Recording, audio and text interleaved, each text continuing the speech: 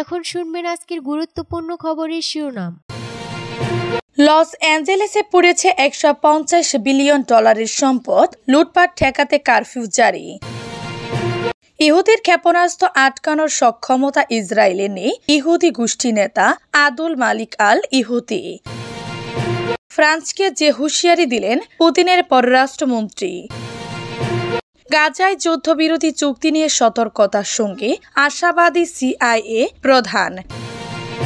চীনের উত্তর পশ্চিমে শিক্ষার্থীর মৃত্যু ঘিরে সহিংস বিক্ষোভ। ট্রাম্প পুতিন বৈঠকের প্রস্তুতি, ইউক্রেন সংকট সমাধানে নতুন দিগন্ত। লস অ্যাঞ্জেলেসে পড়েছে $150 বিলিয়ন সম্পদ, লুটপাট ঠেকাতে কারফিউ জারি। টানা 4 দিন ধরে দাবানলে চলছে যুক্তরাষ্ট্রের ক্যালিফোর্নিয়া অঙ্গরাজ্যের লস অ্যাঞ্জেলেস শহর। শত চেষ্টার পর নিয়ন্ত্রণে আনা যাচ্ছে না আগুন, পুড়ে ছারখার হচ্ছে এলাকার পর এলাকা।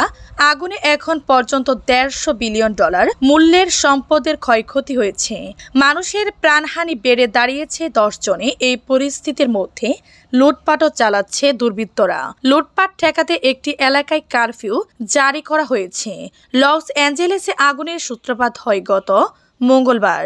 স্থানীয় সময় গতকাল বৃহস্পতিবার রাত পর্যন্ত 5টি স্থানে দাবানল সক্রিয়ভাবে চলছিল। এর মধ্যে লস অ্যাঞ্জেলেস শহরের পশ্চিম দিকে সান্তা মনিকা ও মালিবু এলাকার মাঝে এবং পূর্ব দিকে পাসাডেনা এলাকার কাছের দাবানল দুটি সবচেয়ে বেশি ধ্বংসের কারণ হয়েছে। এই দুই দাবানলে পুড়ে ছাই হয়ে গেছে 34,000 একর জায়গার গাছপালা, ঘরবাড়ি সহ সবকিছু। স্থানীয় কর্তৃপক্ষের দেয়া হিসেবে আগুনে এখন পর্যন্ত প্রায় 10,000 স্থাপনা ধ্বংস হয়ে গেছে। এর মধ্যে সান্তা মনিকা ও মালিবু এলাকার মাঝে দাবানলে পড়েছে 5,300 স্থাপনা। ইহুদির ক্ষেপণাস্ত্র আটকানোর সক্ষমতা ইসরায়েলের নেই। ইয়েমেনের ইহুদি গোষ্ঠী নেতা আবদুল মালিক আল ইহুদি বলেছেন, প্রমাণিত হয়েছে যে ইসরায়েলি ইয়েমেনি হাইপারসনিক ক্ষেপণাস্ত্র প্রতিহত করতে এবং ভূপাতিত করতে অক্ষম। এক টেলিভিশন ভাষণে আবদুল মালিক আল ইহুদি বলেন, এ ব্যর্থতা তেল আবিব সরকারের প্রতিরক্ষা সক্ষমতার বড় দুর্বলতার ইঙ্গিত করে।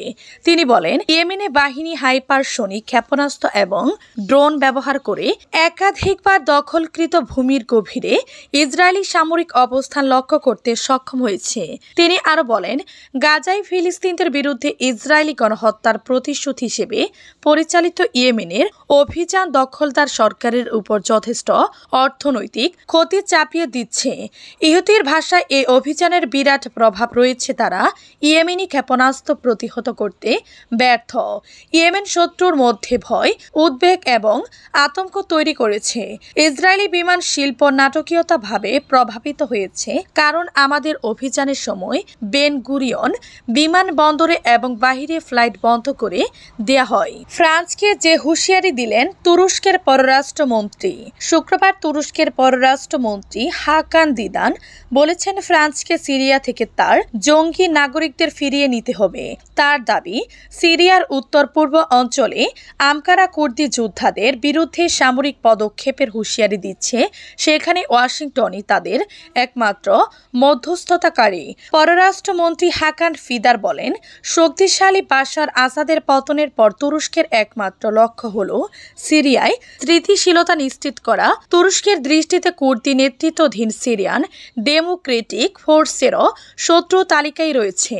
যদিও যুক্তরাষ্ট্রের দাবি, এসডিএফ গত 1 দশক ধরে আইএস জঙ্গিদের বিরুদ্ধে লড়াই করছে, জন্য মার্কিন যুক্তরাষ্ট্রের সাথে কাজ করছে। তবে তুরস্ক এই গোষ্ঠীটিকে তাদের শত্রু কুর্দিস্তান ওয়ার্কার্স পার্টির সঙ্গে যুক্ত বলে মনে করে, ফলে সেখানে মুখোমুখি অবস্থানে রয়েছে তুরস্ক ও যুক্তরাষ্ট্র।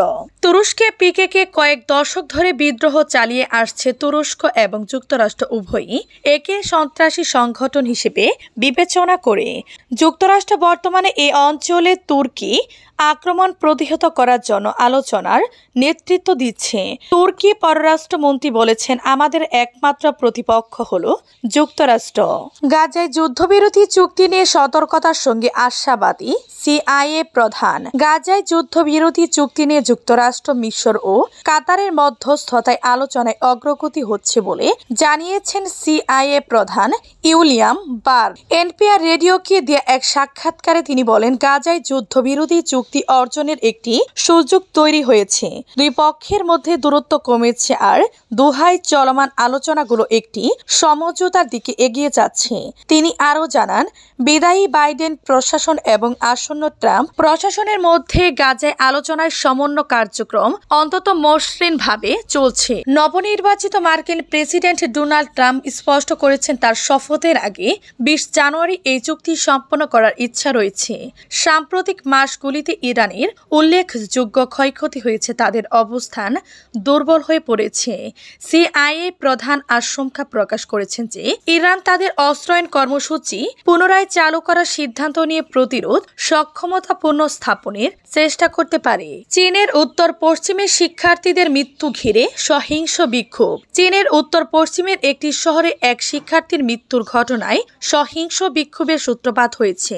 যাচাইকৃত ভিডিওর মাধ্যমে বিষয়টি নিশ্চিত করেছে বিবিসি। সামাজিক যোগাযোগ মাধ্যমে শেয়ার করা ভিডিওগুলিতে দেখা গেছে, সানসি প্রদেশের পুচিং শহরে কিছু বিক্ষোভকারী পুলিশকে লক্ষ্য করে নানা কিছু ছুড়ে মারছে। এ সময় অফিসারদের কয়েকজন বিক্ষোভকারীকে মারধর করতেও দেখা যায়। কর্তৃপক্ষ বলেছে, ওই কিশোর গত 2রা জানুয়ারি তার স্কুলের ছাত্রাবাসে এক দুর্ঘটনায় মারা গেছে। তবে তার মৃত্যুর পর সামাজিক যোগাযোগ মাধ্যমে অভিযোগ উঠতে থাকে যে ঘটনাটি ধামাচাপা দেওয়ার চেষ্টা করা হয়েছে। কিশোরের মৃত্যুর পরপরই বিক্ষোভ ছড়িয়ে পড়ে এবং কয়েকদিন ধরে তা চলতে থাকে। তবে এই সপ্তাহের শুরুতে পরিস্থিতি নিয়ন্ত্রণে এসেছে বলে মনে হচ্ছে। বিবিসি এরপর থেকে পুচিং এ আর কোনো বিক্ষোভের প্রমাণ পায়নি। চীনের জন্য প্রকাশ্যে বিক্ষোভ নতুন কিছু নয়, তবে 2022 সালে কোভিড নীতির বিরুদ্ধে হওয়া হোয়াইট পেপার বিক্ষোভের পর থেকে কর্তৃপক্ষ এ ধরনের বিক্ষোভের প্রতি বিশেষভাবে সংবেদনশীল হয়ে উঠেছে, কারণ সেগুলিতে চীনা কমিউনিস্ট পার্টি এবং প্রেসিডেন্ট শি জিনপিং এ ট্রাম্প পুতিন বৈঠকের প্রস্তুতি, ইউক্রেন সংকট সমাধানে নতুন দিগন্ত।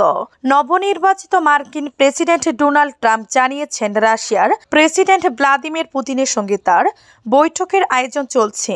ফ্লোরিডার পাম বিচে মার এ লাগো রিপোর্টে রিপাবলিকান গভর্নরদের সঙ্গে এক বৈঠকে তিনি এ তথ্য জানান। তবে বৈঠকের নির্দিষ্ট সময়সীমা উল্লেখ করা হয়নি।